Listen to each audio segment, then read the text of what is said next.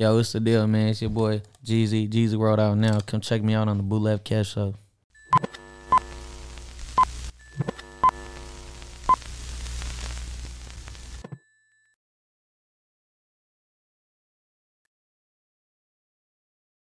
All right, man. Look, Bootleg Kev Podcast, Bootleg Kev Show, special guest in here. Yes, sir. One of the hardest young artists out of LA. This guy's worldwide now, man. Ohgeesy Geezyworld, the album come. Well, I don't know if you're watching this, it might already be out because the shit comes out tomorrow night. Ohgeesy is here. Welcome. I'm here, man. I feel good, man. My album's out. This shit feel crazy. My first solo album. Hey, congrats, bro. And I feel like this has been like long awaited. Yeah, for sure. Heavily anticipated. Yes, sir. Like your fan group, like first of all, you have like a cult following, low key. No doubt. Hell yeah. You know what I'm saying? And it's just been dope to see your growth from the Shoreline days and just the business moves you've been making. And sure. I feel like you was always had like a boss state of mind, even when like I would interview all you guys together. Like, you know what I'm saying? Yeah, no doubt. I feel like I've always been like the head of everything. Like I for sure think of myself as like a boss. So I've always been like creatively and just in charge of all the business overall. Yeah, man. And like, you know, from the weed shit to the merch shit to just everything, just man. everything, and I just became a partner at a restaurant we about to open up. Mid-East spot, right? Yeah, my East Coast spot. Ooh. That shit about to go crazy. Where's it at? Right there on Sunset La Cienega, inside the Fred Siegel. Ooh. Yeah. So okay. What made you pick Mariscos as like the I mean, obviously you love some seafood, but man, I'm Mexican, so it's like it's only right. Yeah, what's your go-to if you go to the Marisco spot? Ceviche. Oh, ceviche, of course. But what kind of ceviche? The shrimp. Okay. Hell yeah. You know, sometimes you go to like Vallarta and they got like, you get like the cups of that shit. And I'm like, let me just try all of them. And there's the green one that is hot as fuck. I be fucking up every time I get it. I grew up off ceviche, so my grandma don't even know. Like, she's been making me ceviche my whole life, so she don't even know I got the restaurant right now. You gonna surprise her? Yeah, hell yeah. That's big. Take her ass over there. Just take over like, hey, I'm gonna take you to eat, and then, oh, by the way, grandma, this is my shit. Yeah, for sure. Hell yeah. And that shit bougie too, man. It's like on the way to Beverly Hills. It's right on Sunset. So. Yeah. I was gonna say it sounds like a you know, it might not. I thought you were gonna say the Valley or some shit. No, it's gonna be nice as fuck. Damn, so you gonna have the bougie Marisco spot. We gonna have seafood towers and champagne. Oh yeah. Come on. That's date night. Yeah. Date night and Sunday. We going up off the hangovers. Everybody you gonna have like the day party popping? Yeah, come on. Everybody gotta pull up. We gonna be going up. Watch out, Playhouse. Penthouse. Where was it? Penthouse Club? I'm gonna start selling What's on Sunday? Yeah. Sections in that motherfucker. Playhouse is closed, right? Yeah. R.I.P. to Playhouse. I think the last time I was at Playhouse, you were actually there doing your birthday. Probably, yeah. Yeah. Man, so your album is obviously, you know, I know it's been getting worked on for a minute, but you got some crazy features. Just give me the rundown on who all's on the project, man. Man, I got YG. I got DaBaby, of course. That was the first single I dropped. Crazy record. A Boogie, the video out now. It just came out. The A Boogie, me A Boogie. It's called Keeper. Y'all go check that out. I got Blue Bucks. I had to do something for the city, so you know I had to put Blue Bucks on there, and that's a banger. That's one of my favorites on there. And I got the little Somali homie from Ohio. His name Mo Fago. Lil Fago. Yeah. Does he drink Fago? Mo Fago. Oh, Mo Fago. Yeah. Mo Fago. Yeah, he do drink Fago. That's what he say when his verse start. He go, hell yeah, that's my name. What the fuck I'm pour it in.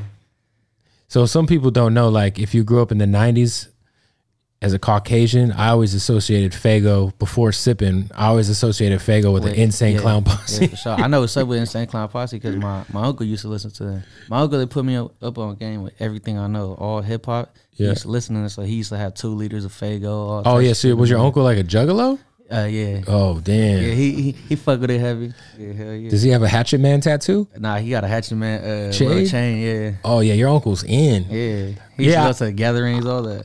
Yo, let me tell you something. Yeah. When I was a kid, I went to some ICP shows because like other artists I fucked with would be on the shows, but their fans are fucking. They have a real cult following. That's like the definition of a cult following. They got the tattoos. Yeah.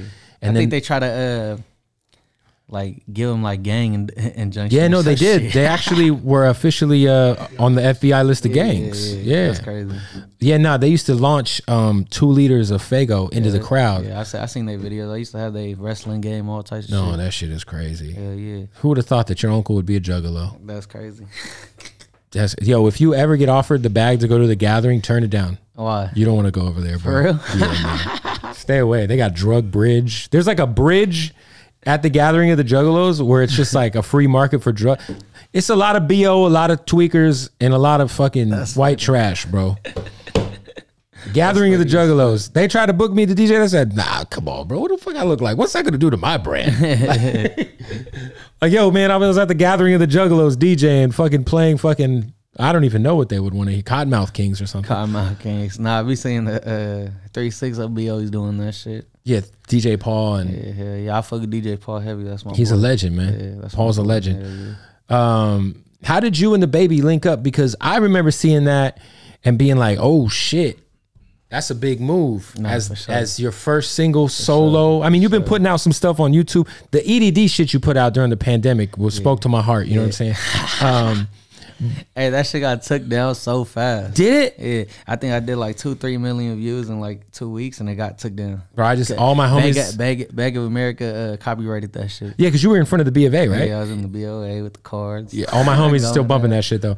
But yeah, that song. We'll get to that song in a bit. But no, but for you to have like your first official single with one of the biggest artists in the world, like DaBaby, like I just thought that was such a power move. Hell yeah. I knew what I was doing. That was a strategic move. You feel me? I was putting everything in play for the future. Was he tapped in with like your movement and what you had going on, or was it more like, hey, look, I got a bag for you, come do this record? Nah, it was more like, you know, we sent him the record, and then he was like, bro, I fuck with this, I fuck with the sound, so we gonna do it. Did you have to pay?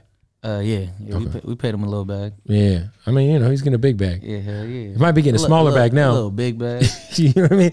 No, what did you think when you saw everything that happened at Rolling Loud? You know what I'm saying? Because I think like I was there watching the set. I was there too. I was turned up. I was on shrooms. So.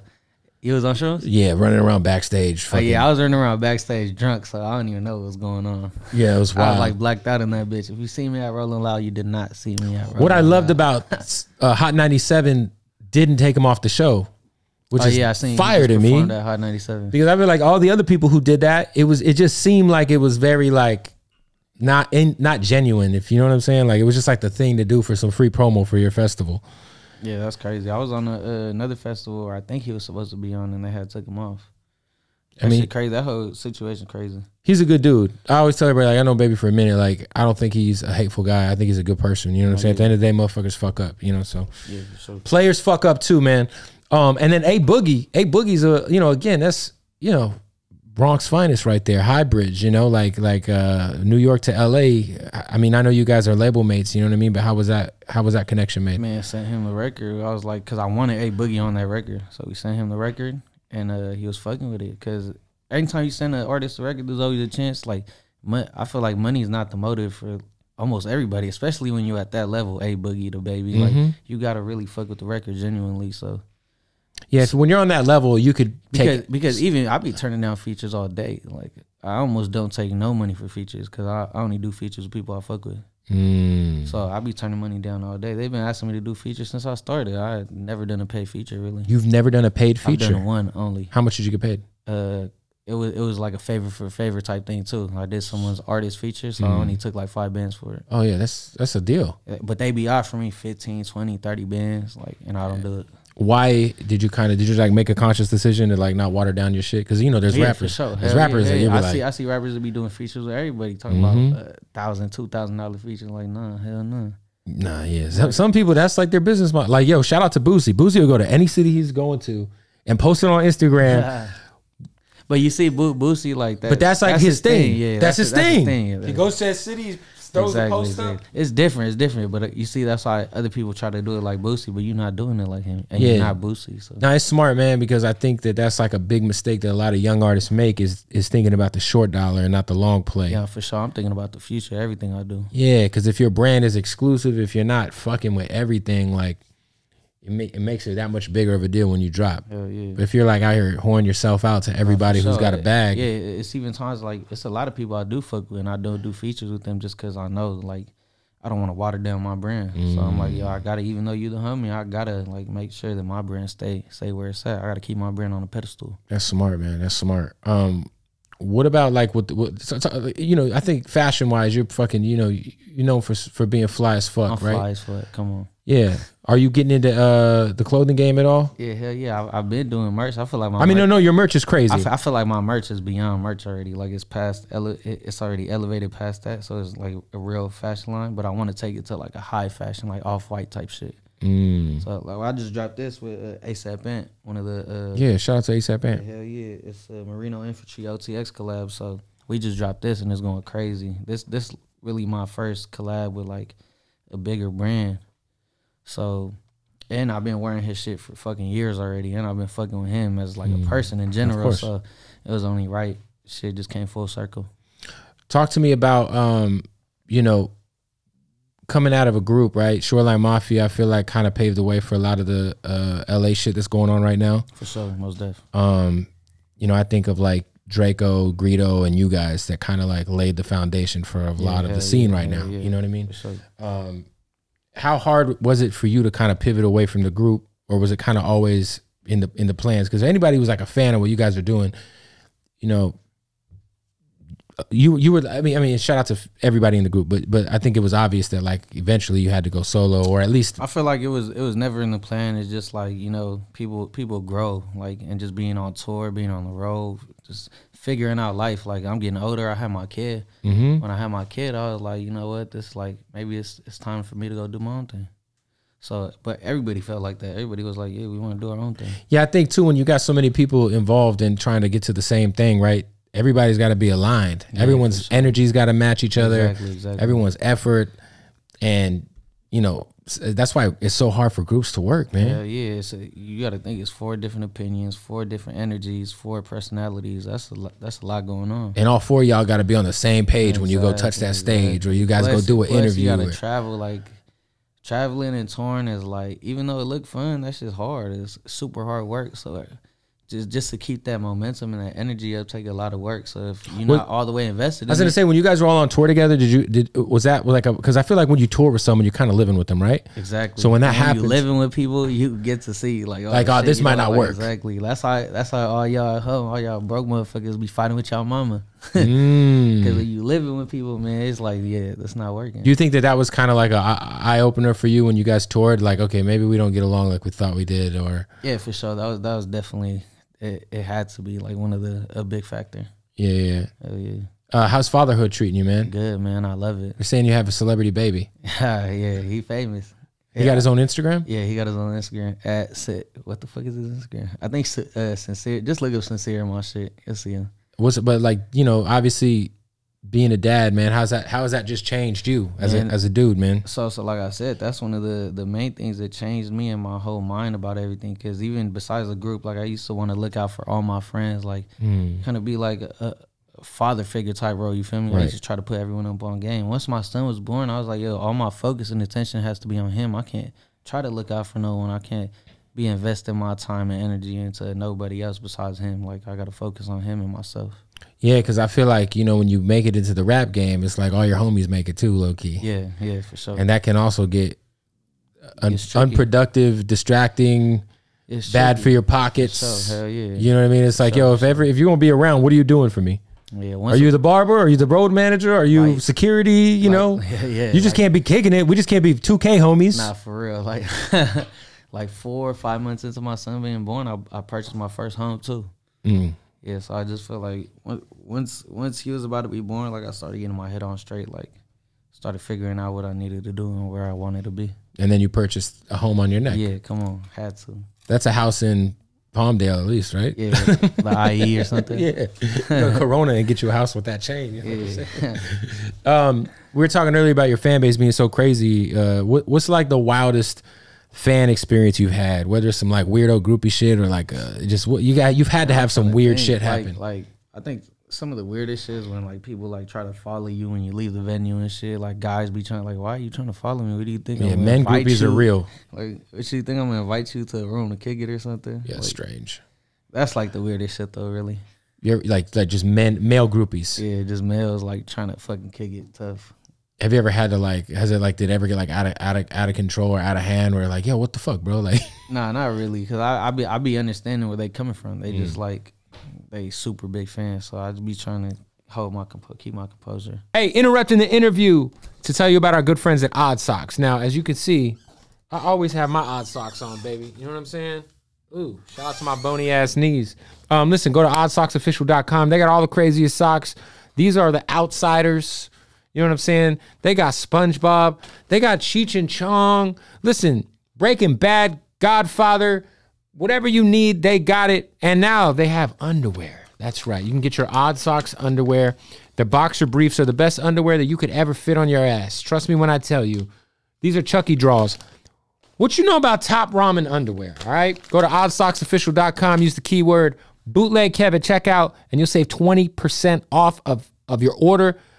Underwear, masks, slippers, socks, whatever you need, they got it. Oddsocksofficial.com. Keyword Bootleg Kev at checkout. Save 20%.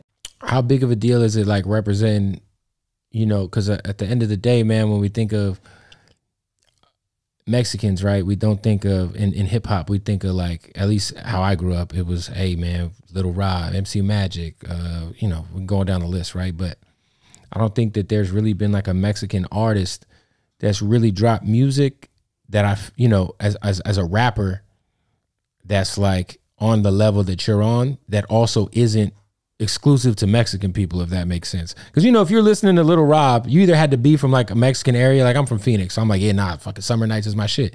But like some kid from like, you know, Baton Rouge ain't gonna, Yeah, you know what I'm saying? But you're making like, you know, on a very big stage, man, you're kind of. It feel good. I think it feel amazing. Like I'm making history and I made a whole new wave, and I see a lot of people following suit, and a lot of kids that got so much potential doing what I'm doing. No, I think the shout out to everyone, Suede, Swifty Blue. I mean, there's so many dope Mexican rappers that are killing it right now. Hell yeah. So I feel like Baby Youngin, I'm Doughboy. I'm happy as fuck that I'm at the forefront of all this. You feel me? Like I'm really making history, and then they gonna continue making history. Yeah, do you feel like you're kind of like, because you are kind of like leading the way low key for a lot of people, because you're on the major label, you got the big features, you got the big records, you got the tour, you got the fans, you know what I'm saying? I got the swag, man. If anything, I'm the blueprint. Y'all gotta like really pay attention to what I do and just try to do it better.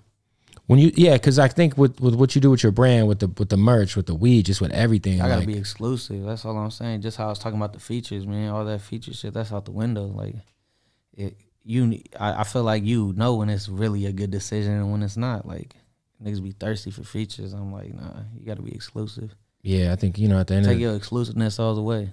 There it is. There it is. So maybe someone's never heard you, right? And they get your album or they see this, like, I'm gonna go check out Geezyworld. What's the one song you would want them to go straight to? Man, let me see. Probably the Blue Book shit. You feel me? I love that song. Like the moment I made it, I was like, yeah, that's a banger right here. So that's one of my personal favorites. My second personal favorite is Poet.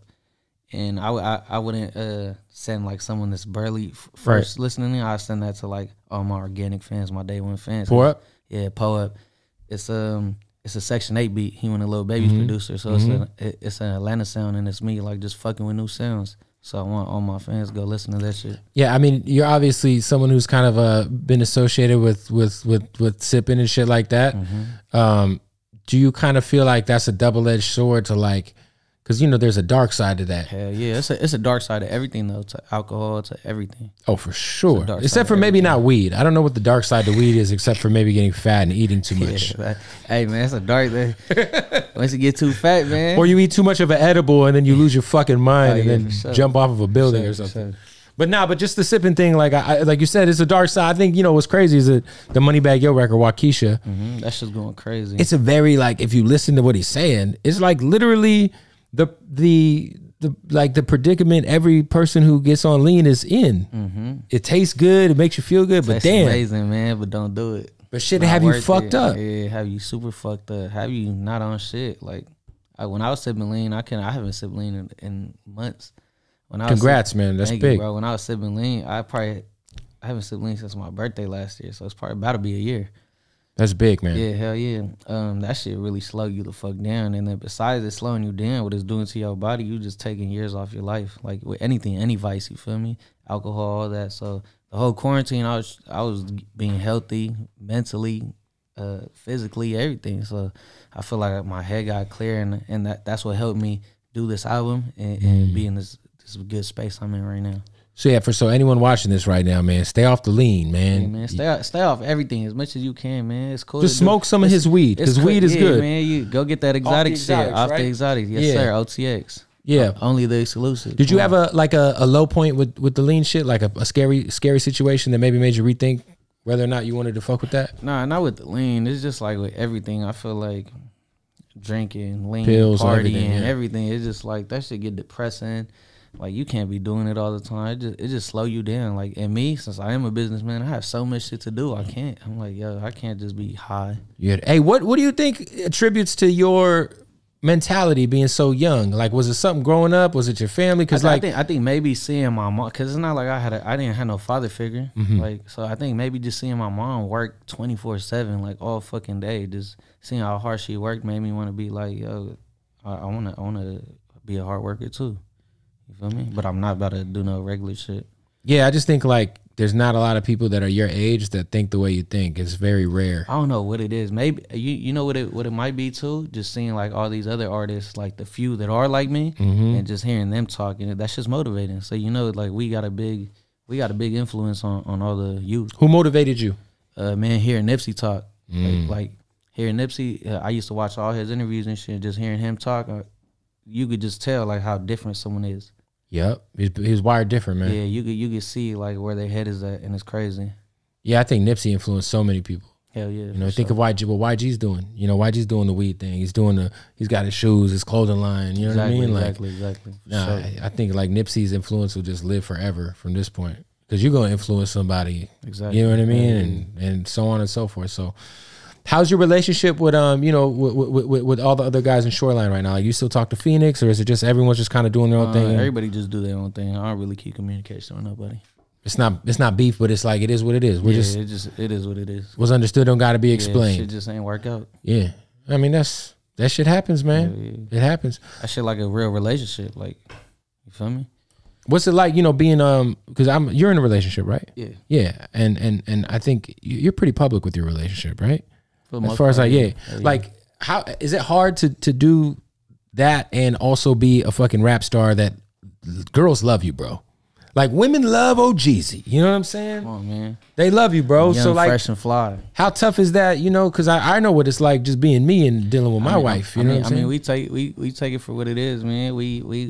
Me and my girl gotta embrace the fact that girls love me, because we out here selling eyelashes and lip gloss and all that. So yeah, I was gonna get to that. You feel me? Yeah. I'm like molding my girl into a businesswoman herself. You feel me? Yeah. Talk about whose idea was it to do the eyelashes and lip gloss? So it like came about together. Like, she was getting eyelashes, and I'm like, yo, what's the price on that? We start talking, chopping it up. I'm like, yo, we need to do this. And then she creatively designed all the girl stuff. She's super creative, so she be coming up with everything, and I just be throwing the ideas out there, like what we could do, and then she'll fucking put the stamp on it. Ohgeesy the first rapper with his own eyelashes. Yeah, bro. Come on, and they look nice as fuck. Y'all gotta go cop some. Geezyworld.com. Ladies, tap in. Tap the fuck in. And you got lip gloss. Yeah, lip gloss, all that. That's like MC Magic pulled up here once, and this motherfucker had his own makeup palettes. Hey man, I'm gonna get into all that, man. You see what what's her name, Kylie Jenner, Rihanna, and Rihanna's a billionaire off of makeup, bro. Man, not even the music. That's the fuck I'm talking about. Like the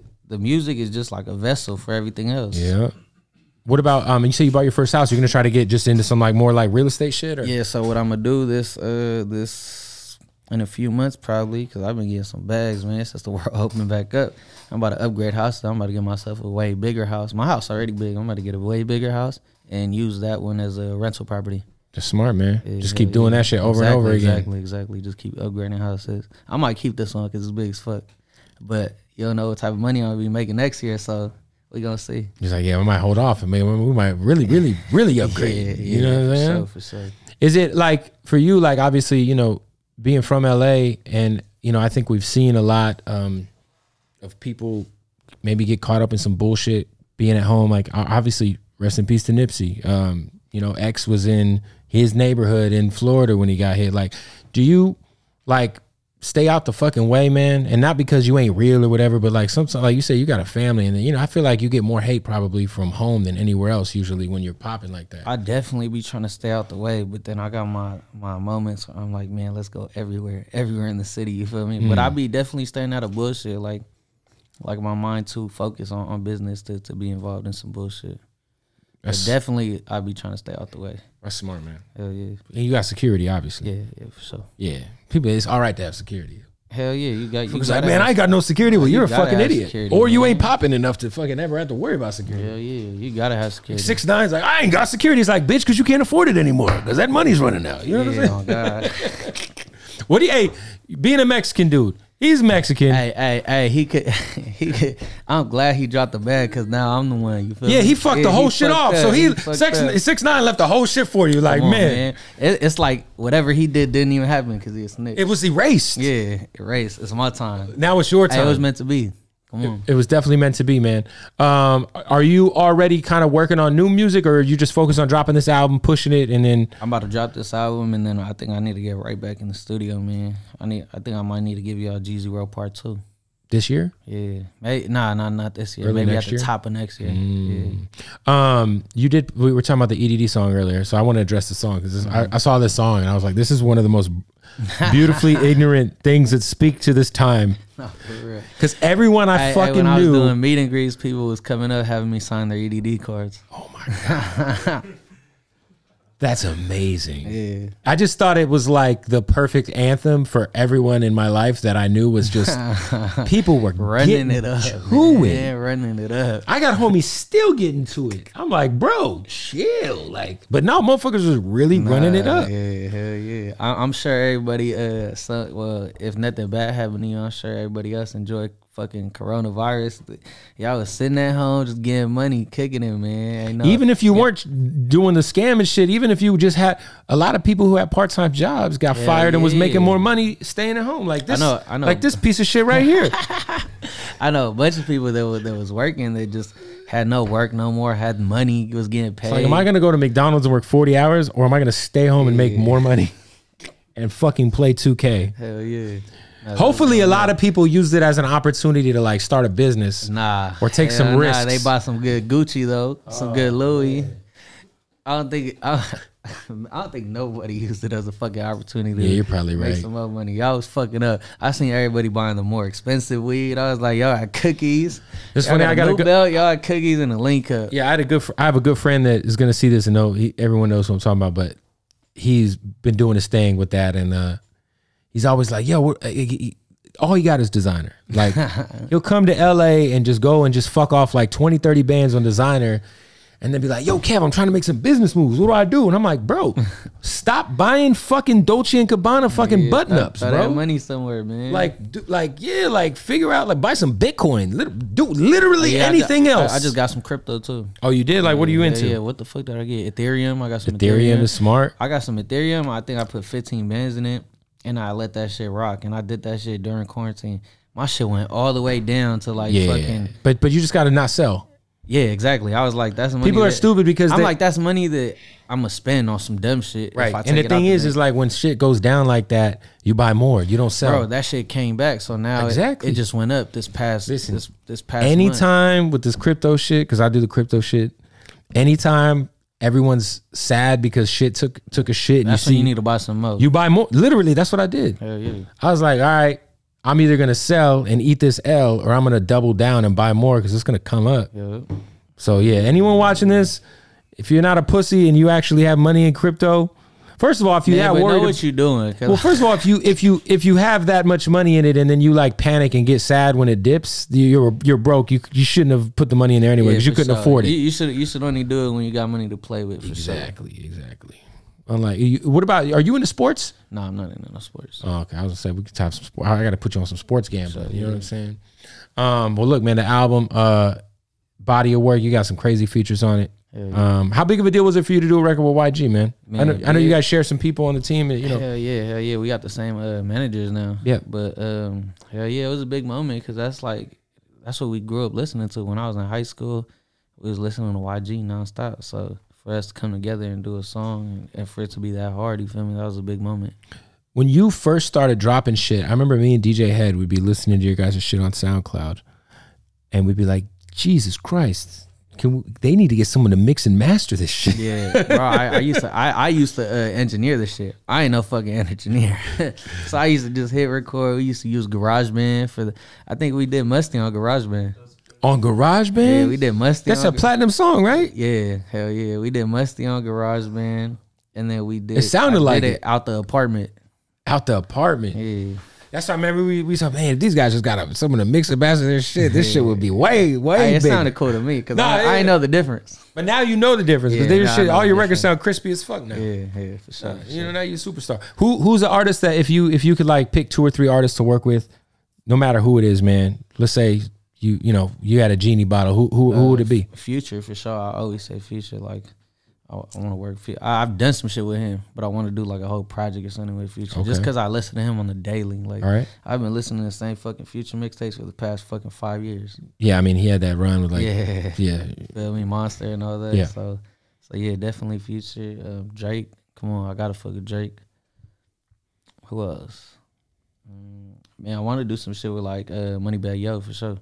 Moneybagg Yo's that guy right now. Yeah, he going up. I seen he just sold the most albums this year. Which is crazy, which is awesome. That's crazy. Congrats. Yeah, and like he was not, the thing I like about Yo is like just his consistency. Every year he was just leveling up. Exactly. When all those like federal mixtapes was coming out, I was like, how is he not one of the biggest artists? Because he was gassing. He just been leveling up nonstop. Yeah, no cap. That's what life is all about. Put you on the Waukesha remix, bro. Hey, come on, let's do it. Yeah, that Waukesha's crazy. Yeah. Okay. How did you feel when you heard that song? Were you like, I loved relate it to just because you know what? Because my girl plays the regular Shanti shit all fucking day, every day. So I love that song to begin with. When I heard him come on there, I'm like, yes.